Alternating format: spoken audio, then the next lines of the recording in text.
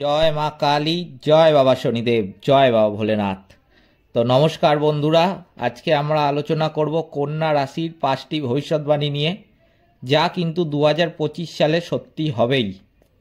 তাই কোন কাজগুলো 2025 সালে করলে আপনি অত্যন্ত শুভ ফল পাবেন, আর কোন কাজগুলি এড়িয়ে যেতে পারলেই আপনি নেগেটিভিটির হাত থেকে রক্ষা পাবেন, সেগুলো কিন্তু সবই বলবো এই ভিডিওতে। তাই এই ভিডিওটা আপনাদের জন্য খুবই গুরুত্বপূর্ণ হতে চলেছে। তাই আপনাদের কাছে অনুরোধ করছি, ভিডিওটা স্কিপ না করে সম্পূর্ণ দেখুন। আর ভিডিওটা ভালো লেগে থাকলে লাইক, শেয়ার ও সাবস্ক্রাইব করতে ভুলবেন না। আর সাবস্ক্রাইব করে নোটিফিকেশান বাটনটাকে অলে করে রাখুন, তাতে ভিডিওটি, এরকম ধরনের ভিডিও আপনাদের কাছে সবার আগে কিন্তু পৌঁছে যাবে। এরকম টোটকা আর উপায় বা ভবিষ্যৎবাণী আপনারা সবার আগেই জানতে পেরে থাকবেন। আর কমেন্ট বক্সে জানাবেন কিন্তু অবশ্যই জয় মা কালী। মা দক্ষিণা কালী আপনাদের সমস্ত দুঃখ বিপদ থেকে রক্ষা করবেন। তো চলুন ভিডিওটা আজকে শুরু করা যাক। কন্যা রাশি কিন্তু রাশি চক্রের ষষ্ঠ রাশি, এবং এই রাশির অধিপতি হচ্ছেন স্বয়ং বুধদেব। এই মুহূর্তে যেটা দেখা যাচ্ছে, বুধদেব কিন্তু আপনার রাশি থেকে তৃতীয় ঘরে অবস্থান করছে। এর জন্য 2025 সালের জুলাই মাস পর্যন্ত আপনাদের উপর অত্যন্ত পজিটিভ প্রভাব পড়বে। এই সময় পর্যন্ত অনেক শুভ কাজ আপনাদের জীবনে ঘটে থাকবে, যেমন কাজকর্মে প্রমোশন, শরীর স্বাস্থ্যও ভালো থাকবে। পড়াশোনার ক্ষেত্রে বিদেশ যাত্রারও কিন্তু শুভ যোগ লক্ষ্য করা যাচ্ছে এই সময়। এরপর বলি শনিদেবের রাশি পরিবর্তন। এই শনিদেবের রাশি পরিবর্তনও কিন্তু আপনাদের জীবনে গুরুত্বপূর্ণ প্রভাব ফেলবে। শনিদেব রাশি পরিবর্তন করে আপনার রাশির ষষ্ঠ ঘর থেকে সপ্তম ঘরে অবস্থান করবেন। শনিদেবের এই গোচর আপনার জীবনে কিন্তু ঘটবে 30 বছর পর। এটা মাথায় রাখবেন, 30 বছর পর এই গোচর কিন্তু আপনাদের রাশিচক্রে ঘটবে। এই যোগটা কিন্তু খুবই গুরুত্বপূর্ণ। এই কন্যা রাশির জাতক জাতিকাদের জীবনে কিন্তু শনির ঢাইয়া বা সাড়ে সাতি কিচ্ছু লক্ষ্য করা যাচ্ছে না। তাই শনিদেব যথেষ্ট সুখবর বয়ে আনতে চলেছেন এই কন্যা রাশির জাতক জাতিকাদের জীবনে। বিশেষ করে বিয়ের যোগটা কিন্তু এখানে দেখা যাচ্ছে। এটা খুবই মারাত্মক যোগ, খুবই খুবই শক্তিশালী রূপে এই যোগটাকে দেখা যাচ্ছে। যেমন আমি বলি, অবিবাহিত জাতক জাতিকারা যারা অনেক বছর ধরে বিয়ের জন্য পাত্র বা পাত্রী খুঁজছিলেন, কিন্তু কোনো না কোনো কারণে সেটা সম্পন্ন হচ্ছিল না, সেই দীর্ঘ সমস্যার কিন্তু সমাধান হতে চলেছে এইবার। এর কারণ হিসাবে দেখা যাচ্ছে, রাহু কিন্তু আপনাদের রাশির উপরই অবস্থান করছিল। এর ফলে বিবাহ যোগ কিন্তু আসছিল, আবার কেটেও যাচ্ছিল। সমস্ত রকম কথাবার্তা দেখছিলেন আপনাদের জীবনে অনেকেরই হয়ে, অর্ধেকের বেশি হয়ে গেছে, দেখাশোনা হয়ে গেছে, কথাবার্তা হয়ে গেছে, তারপরেও কোনো না কোনো কারণে দেখা যাচ্ছিল বিয়েটা কেটে গেল। সেটা হচ্ছিল কিন্তু রাহুর জন্য, এটা মাথায় রাখতে হবে। তাই এই যোগটা এবার লক্ষ্য করতে পারবেন এই কন্যা রাশির জাতক জাতিকারা। এবার তারা বিবাহ যোগ তাদের রয়েছে খুবই ভালো মতো। তাই বিবাহ সম্পন্ন এবার হবেই হবে যাদের কেটে যাচ্ছিল। তাই এই সমস্যার সমাধান কিন্তু অনেকেরই ক্ষেত্রে ভালো সুখবর বয়ে আনছে, যেটা দেখা যাচ্ছে। শনিদেব কিন্তু 29শে মার্চের পর আপনার রাশিতে অবস্থান করবে, সপ্তম ঘরে ঢুকবেন শনিদেব। তারপরে কিন্তু বিবাহের যোগ লক্ষ্য করা যাবে এইসব জাতক জাতিকাদের জীবনে। তবে এখানে একটা জিনিস মাথায় রাখতে হবে, যারা বিবাহিত জাতক জাতিকা এই কন্যা রাশির, তাদের ভাগ্যে রাহু ও কেতুর অবস্থানের জন্য কিন্তু ঝগড়া ঝামেলা একটু দেখা যাচ্ছে। যারা বিবাহিত জাতক জাতিকা তাদের কিন্তু ভাগ্যে একটু রাহু ও কেতুর অবস্থানের জন্য ঝগড়া ঝামেলা দেখা যাবে। একটু জেদি ভাবও কিন্তু দেখা যাবে এই রাহু ও কেতুর অবস্থানের জন্য।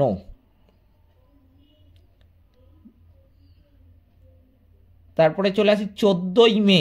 14ই মে এই দিনটা কিন্তু খুব গুরুত্বপূর্ণ হতে চলেছে এই কন্যা রাশির জাতক জাতিকাদের জীবনে। দেখা যাচ্ছে 14ই মে পর্যন্ত বৃহস্পতিদেব আপনার রাশিতে নবম ঘরে অবস্থান করছে। তাই জন্য পজিটিভ যে প্রভাব সেটা কিন্তু আপনার জীবনে পড়বেই পড়বে, এই বিষয়ে কোনো সন্দেহ নেই। তবে আপনার বাবার শরীরের উপর কিন্তু একটু লক্ষ্য করা যাচ্ছে, একটু সমস্যা আপনাদের কিন্তু বাবার জীবনে, এইসব কন্যা রাশির জাতক জাতিকাদের বাবার জীবনে দেখা দেবে। ওই সিঁড়ি দিয়ে চলতে গেলেন, একটু হোঁচট খেয়ে গেলেন, কিংবা একটুখানি রাস্তায় যাচ্ছেন, একটুখানি অমনোযোগ হলেন, বা একটুখানি দেখা গেল সাইড দিয়ে হাঁটতে গেলেন, গাড়ি আসছে, একটুখানি 2 মিনিট দাঁড়িয়ে না গিয়ে একটু ভাবলেন যে না সাইড দিয়ে পাস করে যাই, দেখলেন নর্দমার মধ্যে পড়ে গেলেন কোনো না কোনোভাবে। তো এই রকম কিন্তু খামখেয়ালি পড়ার জন্য একটুখানি সমস্যা লক্ষ্য করা যাচ্ছে বাবার শরীর নিয়ে। বাবার শরীরে এমনিও কোনো ছোটোখাটো রোগও দেখা যাবে, জ্বর সর্দি কাশি, যেটা কোনো ব্যাপারই না, কিন্তু দেখবেন সেটাই একটুখানি 2 দিন জ্বর হয়ে গেল, 2 দিন 4 দিন ধরে কাশি লক্ষ্য করা যাচ্ছে। এইগুলো কিন্তু দেখা যাবে এই বৃহস্পতি দেবের জন্য। তাই একটুখানি খেয়াল রাখবেন আপনাদের বাবার আপনাদের বাবার শরীর স্বাস্থ্য নিয়ে। তবে বৃহস্পতি দেব কিন্তু 12 বছর পর এই রাশি পরিবর্তন করবেন। আপনার রাশি থেকে 10ম স্থানে বৃহস্পতি দেব উপস্থিত হবেন, এটা কিন্তু খুব মারাত্মক। এখানে আপনাদের রাশি থেকে 10ম স্থানে বৃহস্পতি দেব উপস্থিত হবেন। এর জন্য কিন্তু কেরিয়ারে অসাধারণ উন্নতি আপনারা লক্ষ্য করতে পারবেন নিজেরাই। নতুন কাজের সুযোগ পেয়ে থাকবেন আপনারা, কেরিয়ারে উচ্চ পদেও যেতে পারবেন। এছাড়া আরও বিভিন্ন রকমের শুভ প্রভাব কিন্তু লক্ষ্য করবেন এই কন্যা রাশির জাতক জাতিকারা।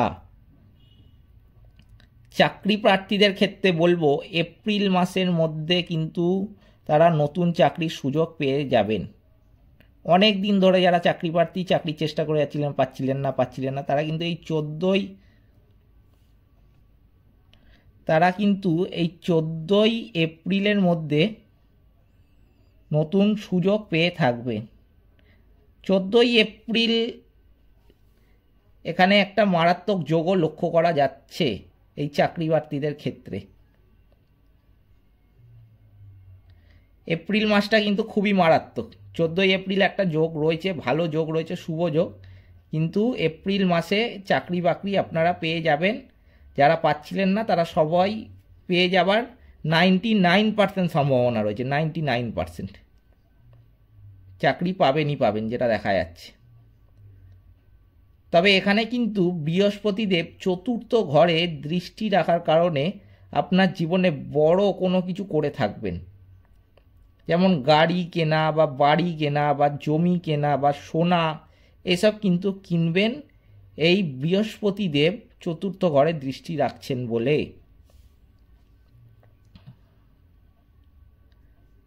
যেটা কিন্তু মে মাসের পরবর্তী সময় থেকেই আপনাদের জীবনে ঘটবে। এই জমি কেনা বা গাড়ি কেনা বলুন বা সোনা কেনা, কিছু না কিছু বড় জিনিস কেনা, এইগুলো কিন্তু আপনাদের জীবনে ঘটবে মে মাসের পরবর্তী সময় থেকেই।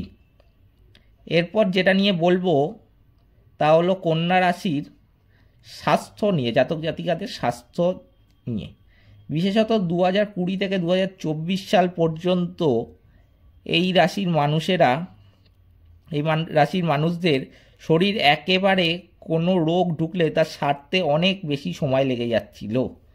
হঠাৎ অসুস্থতা চলছিল, নানা সমস্যা স্বাস্থ্যগত দিক দিয়ে কিংবা দুর্ঘটনার কবলে পড়ে যাওয়া, এইসব কিন্তু লেগেই ছিল তাদের জীবনে। তবে 2025 সালের প্রথম 3 মাসের মধ্যে এই সমস্যার থেকে অনেকটাই মুক্তি পাবেন তারা। এরপর যে বিষয়ে বলবো সেটা হলো প্রেম ঘটিত সম্পর্ক।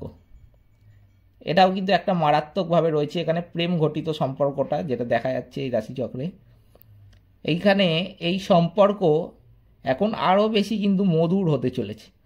অর্থাৎ প্রেমের দিক থেকে এই বছর এই কন্যা রাশির জাতক জাতিকাদের জীবনে খুবই ভালো একটা বছর বা খুবই সুখবর বয়ে আনতে চলেছে।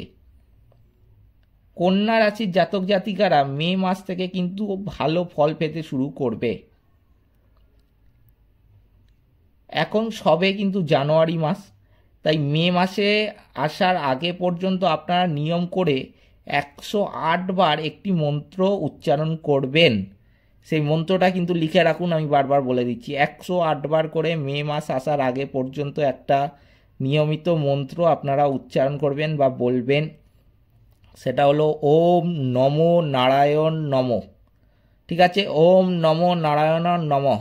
ঠিক আছে, এই মন্ত্রটা কিন্তু উচ্চারণ করাটা খুবই জরুরি। তার জন্য সমস্ত নেগেটিভিটি কিন্তু আপনার কেটে যাবে। তাই অন্তত একবার করে সারাদিনে 108 বার, সারাদিনে একবার 108 বার, যখনই করবেন 108 বার বলবেন, এই মন্ত্রটা উচ্চারণ করবেনই। আচ্ছা, শেষে আমি এখন কটা প্রতিকার হিসাবে আপনাদের বলে রাখি। গণেশ বাবার পূজা পাঠটা কিন্তু অবশ্যই করুন এই কন্যা রাশির জাতক জাতিকারা। গণেশ বাবার পূজা পাঠটা কিন্তু খুবই জরুরি। হনুমান চল্লিশা পাঠ করুন, পারলে গায়ত্রী মন্ত্রটা একটু জপ করুন, তাহলে তো খুবই ভালো ফল দেবে আপনাদের। অশ্বত্থ গাছের নিচে প্রদীপ জ্বালান। শনিবার দিন নিরামিষ খান অবশ্যই। শনি বাবার পূজা পাঠটাও করুন, কিন্তু আর লাস্টে দুস্থ মানুষদের বা পশু পাখিদের অন্ন দানটা কিন্তু করবেনই করবেন। এই দান বা দান থেকে যে আপনি পুণ্যটা আসবে, সেই যে জিনিসটা, সেটা থেকে কিন্তু আপনি রাহু কেতু ও শনিদেবের সমস্ত নেগেটিভ দিকটা আপনার কেটে যাবে, সমস্ত কিছু নেগেটিভিটিটা আপনার কেটে যাবে এই দান ধ্যানের জন্য। তাই যতটা দান করবেন মন দিয়ে করুন, যার যতটা ক্ষমতা, যতটা